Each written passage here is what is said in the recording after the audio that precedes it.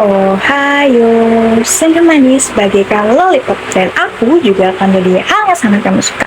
Hai, nama aku Syafira Sita Aulianisa dari jurusan Teknik Geologi Angkatan 23 Universitas Trisakti. Alasan aku memilih jurusan Teknik Geologi ini dikarenakan prospek kerjanya yang dapat bekerja di bidang eksplorasi dan sumber daya alam dan dapat bekerja di bidang konservasi dan lingkungan hidup.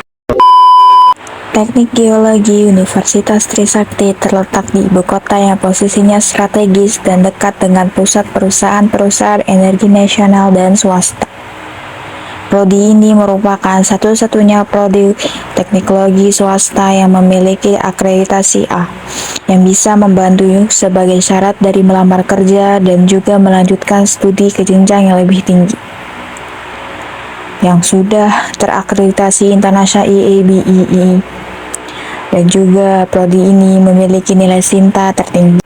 Teknik geologi ini memiliki fasilitas yang baik yang dilengkapi oleh sarana dan prasarana gedung dan kelas yang memadai, laboratorium yang didukung oleh peralatan terkini dan didukung oleh aplikasi yang digunakan dalam industri migas dan juga tambang.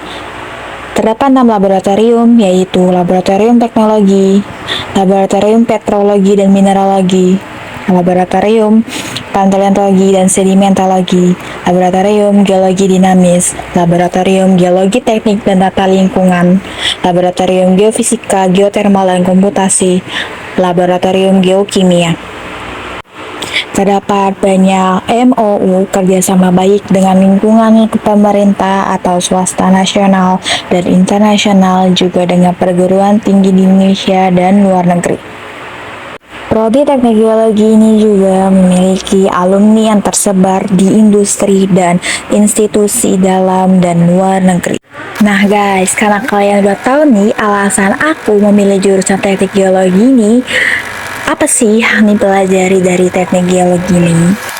Geologi ini adalah ilmu yang mempelajari tentang bumi, meliputi aspek komposisi sifat fisika, kimia, dan biologi, serta sejarah dan proses pembentukannya.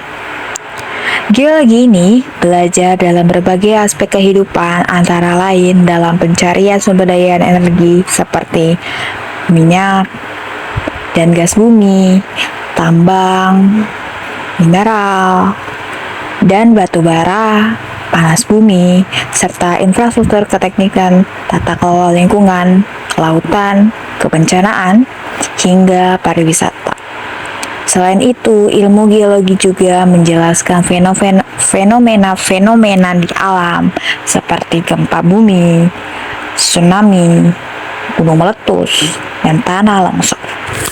Untuk teknologi ini, cakupan kerjanya sangat luas dan beragam, mulai dari pertambangan, konstruksi, hingga pusat penelitian dan pengembangan.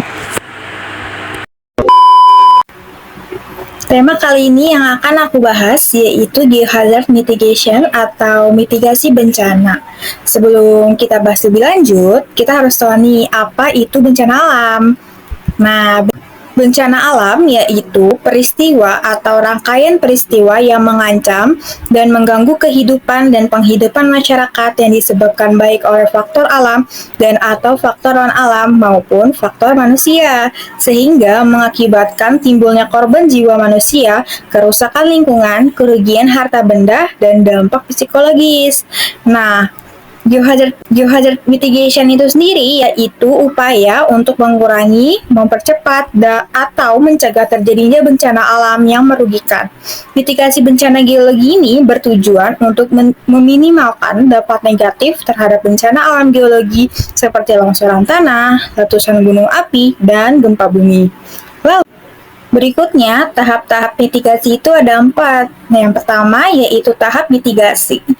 Tahap mitigasi itu melibatkan pembuatan peta wilayah rawan bencana, pembangunan bangunan tanah gempa, penanaman pohon bakau, dan penyuluhan masyarakat.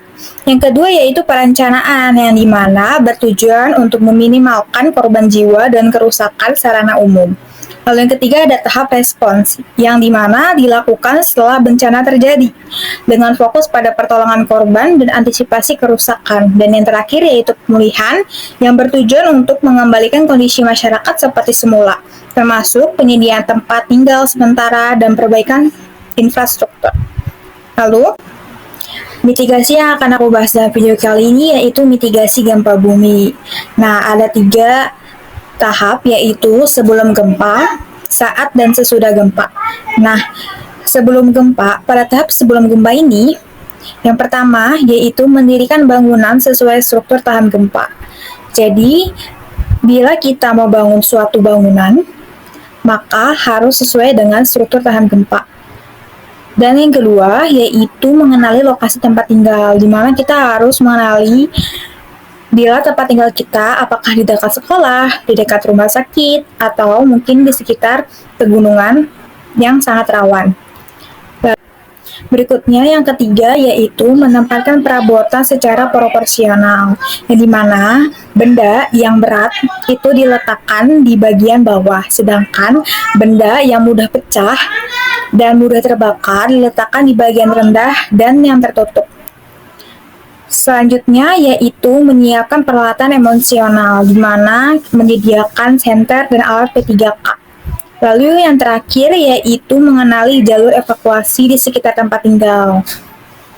Jadi kita harus tahu nih di mana lingkungan yang terbuka untuk berusaha melarikan diri bila terjadi gempa bumi. Selanjutnya yaitu saat dan sesudah gempa. Apa sih yang harus kita lakukan bila terjadi gempa bumi? Yang pertama, kita harus tetap tenang, jangan panik, karena kita harus segera ke tempat yang terbuka. Menghindari bangunan-bangunan seperti sekolah, rumah sakit. Lalu yang kedua, perhatikan daratan dari potensi retakan tanah. Yang terakhir yaitu hindari bangunan roboh dengan berlindung di bawah meja. TPB atau SDGs adalah serangkaian tujuan yang ditetapkan oleh Perserikatan Bangsa-Bangsa PBB untuk mencapai kehidupan yang lebih baik dan lebih berkelanjutan bagi semua orang di planet ini. Ada 17 tujuan SDGs yang saling terkait dan saling mendukung untuk mengatasi berbagai tantangan global yang kita hadapi. Salah satunya yang akan kita bahas yaitu kota dan pemukiman yang berkelanjutan, kehidupan sehat dan sejahtera, yang bertujuan untuk membuat kota dan pemukiman manusia inklusif, aman, tangguh, dan berkelanjutan. Fokus pada perencanaan tata kota yang baik, akses terhadap transportasi umum, serta perlindungan dan pemulihan warisan budaya.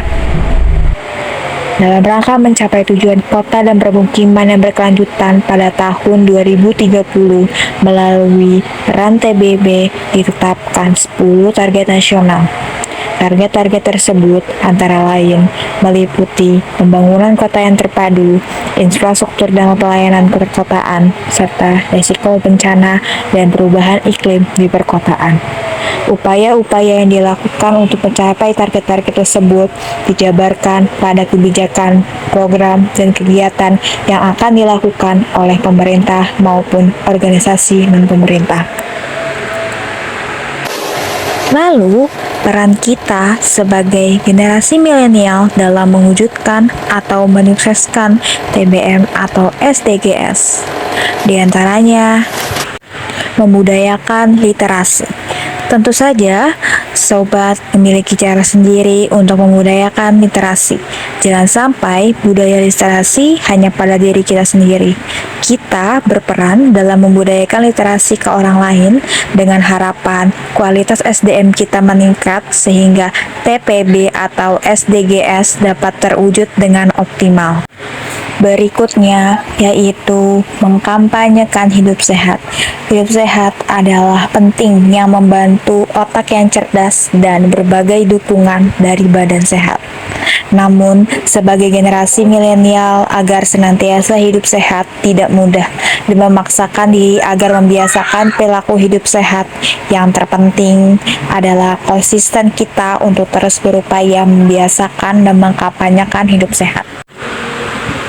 Berikutnya yaitu menjaga lingkungan alam adalah peran kecil yang berefek besar dalam mewujudkan SDGs.